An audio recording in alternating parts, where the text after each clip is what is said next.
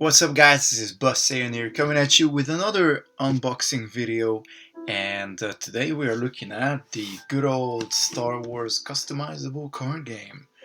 This is the Empire Strikes Back introductory two-player game, which I don't really think has appeared a lot on YouTube, so hopefully this will bring the content of this particular two-player starter to you guys. Hopefully you'll enjoy it. It's not like a super rare thing. It's not expensive to find. It's really just cool if you want to introduce the game to somebody who hasn't played it, or you just want to have a casual, easy game.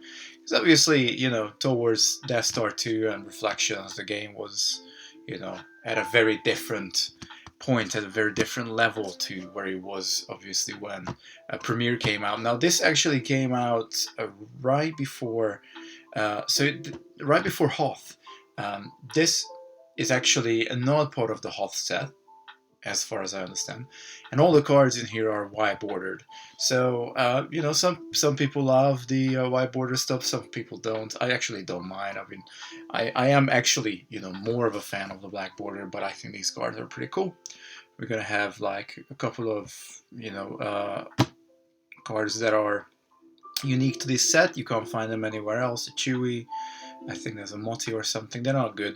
They're not super good, but they're just perfect for the level of gameplay that you get from this particular box. So without any further ado, let's jump into it and let's see what we got in here.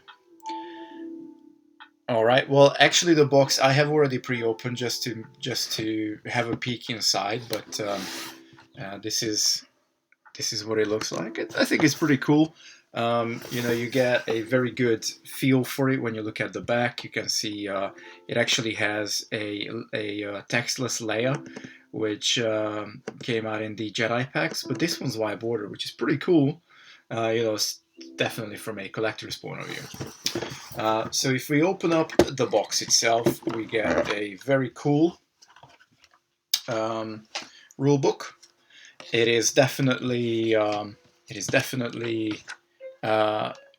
good to read through. Obviously, it's seen a lot of iterations. I mean, if you look at the icons, the game has definitely gotten a hell of a lot more towards the towards the latter years of the game. But there's a lot of good there's a lot of good graphics and explanation of icons and how the battlefield card should be placed into the game, and we even have our proof of purchase down there.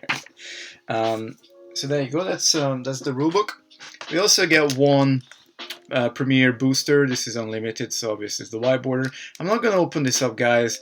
I got a lot of the Premiere cards, the white border cards. So I'm probably just gonna keep this for nostalgia's sake. Hopefully we don't have like a Tarkin or a Vader in here or something like that. But even if we do, I'm just really happy to keep this as it is. And then inside a box, actually it's a really neat box.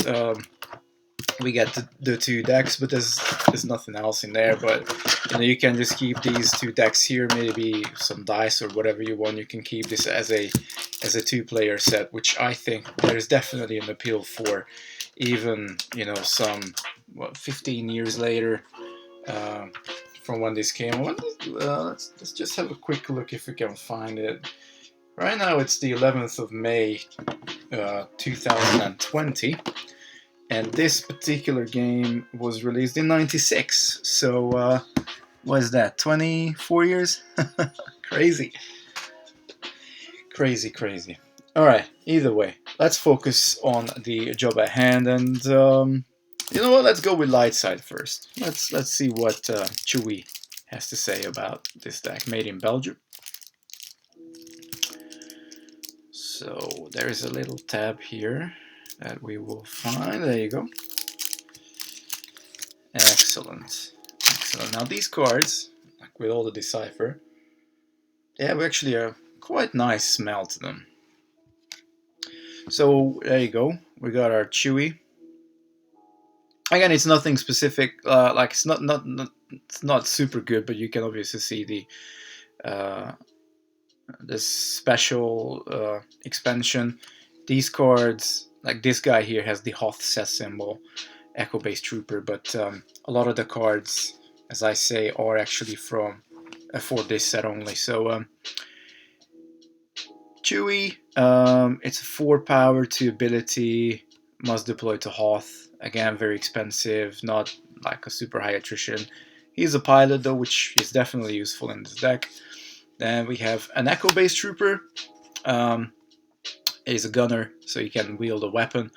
Again, only deploys to Hoth, but the whole theme of the set is Hoth. So we got snow speeders here, infantry mine. Nice of you guys to drop by. Well, obviously when the morning after Han found Luke half frozen. Lone Rogue, really good card actually. It's still a very playable card towards later sets. Then we got FX7, we got a Blaster, we got a Tauntaun. This is the Leia. I kind of like this particular layer. Now I don't know, and you guys can probably, those of you who know more about this game than I do, you could maybe leave a comment below to say whether there are any other wide bordered cards that were printed in the Jedi packs. Okay, we got another Echo-based Trooper. We got so this is the second marker, the Trench. We got a Rebel Scout. We got the third marker, the Defense Perimeter. Another Rebel Snowspeeder. We got a Rebel Commander. Timer Mine. Oh gosh, what's that? Eyeline VK, whatever. Fall back. Echo-based Trooper. Then we got the Echo-base Mad Lab. Hojix. Tauntaun Handler. We got Commander Evram. Surprise Assault. Another Officer. Docking Bay. Very important. Lone Rogue again. Restraining Bolt. Here's another Chewy. Echo-based Trooper. Then we got a Survival Kit that we haven't seen yet. We got a Corellian. Once per turn, one weapon or device is deploy -1 immune minimum to 0 onto a rebel at the same side. So that's pretty cool. Obviously makes your weapons cheaper, comes down for 1, maybe gets you to your Battle Destiny draw. It's a lot of good stuff. It can wait. Snowspeeder again. This effect, Saitor Kalfas, basically gives one of your guys the weapon wielding seal. So it's a good example, like you can give this guy to Leia and then Leia can use a weapon. Again, very simple card. It's an introductory set, so remember that the level of this particular deck is not supposed to be high. We got it could be worse. Another Rebel Commander, and we got the Echo Corridor. Surprise Assault, another Trooper, another Survival Gear, Rebel Guard, Timer Mine, another Docking Bay, another Snowspeeder, another Hojix, another Droid, Fallback, another Chewy. Obviously, we kind of like this card. Trooper, Lone Rogue, another Defensive Perimeter, Mine, and a Snowspeeder. So we only get the one layer. I think that's what we came across, but there's obviously 3 Chewies. We got like 3 or 4 Lone Rogues, Rebel Snowspeeders, which are all they're all useful cards at the end of the day. Okay, so this is it for the Rebellion, and now let's have a look at the Imperial deck. So these are 60 card starter decks. You can just basically open this box and start playing out of the box. That's the whole idea behind it. Now, obviously, you can do a bit of a customization with the booster pack that you get with it, but that's not necessarily something that you must do.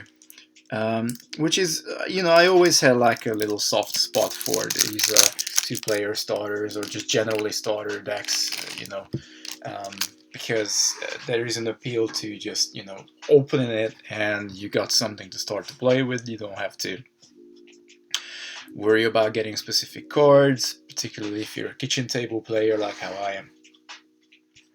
Okay, so we got Veers, I should say. My bad. He's basically the counterpart of Chewie in terms of, also comes down to Hoth, but may move somewhere else. Now, Chewie is a pilot. This one can use a weapon. I would say this is probably better than Chewie.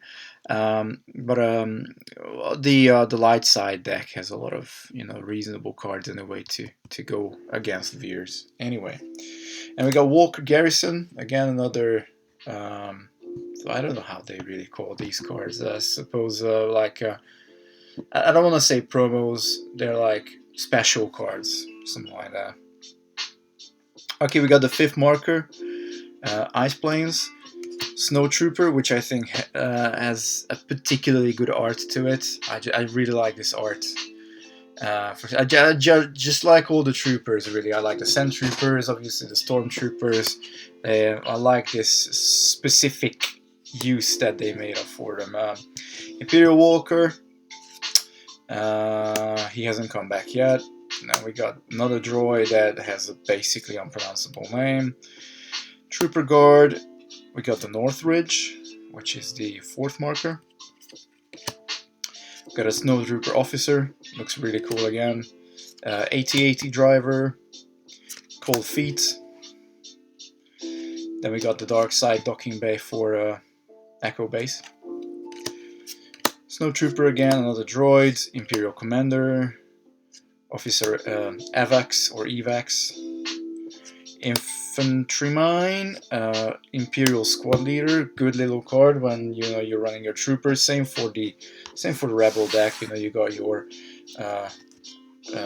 Rebel Squad Leader or Squad Officer or whatever it's called. Blaster Rifle, Stunning Leader, another Snowtrooper. Counter Assault. Then we got the 6 marker, which are the mountains on Hoth. Walker Garrison, Imperial Walker, hasn't come back yet. Another Trooper Guard, another Timer Mine, a 2nd Veers, a Blaster, 8080 Driver, Coffee, Restraining Bolt. I don't think we have seen this one yet. I think this is our 4th. Snow Trooper, Justice Kiss a Wookiee, Lieutenant Paul Treedum, yeah. Cap Melis, exactly the same as in the Rebel deck. The other effect where you can give the warrior skill, the weapon handling skill, whatever it's called. Another Ice Plains. We got another Snowtrooper Officer, really cool. Infantryman, another Squad Leader, very useful in this deck. Another Walker. Shed loads of Snowtroopers. Walker Garrison again, pretty good. Searches for stuff in your deck. Veers is at an exterior side, hot side. For 2 force, you can search your reserve deck, take an 8080 into your hands. Or if you have an 8080 at 3 different Hoth sides, your force drains are +2 at Hoth locations this turn. Another driver, another mountains, a guard, Cold Feet, hasn't come back yet. Veers, counter assaults, the defense perimeter, Imperial Commander, Blaster, and finally another Snowtrooper. So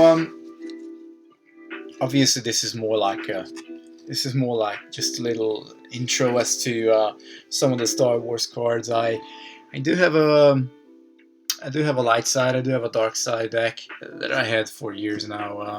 I'm not playing the virtual cards.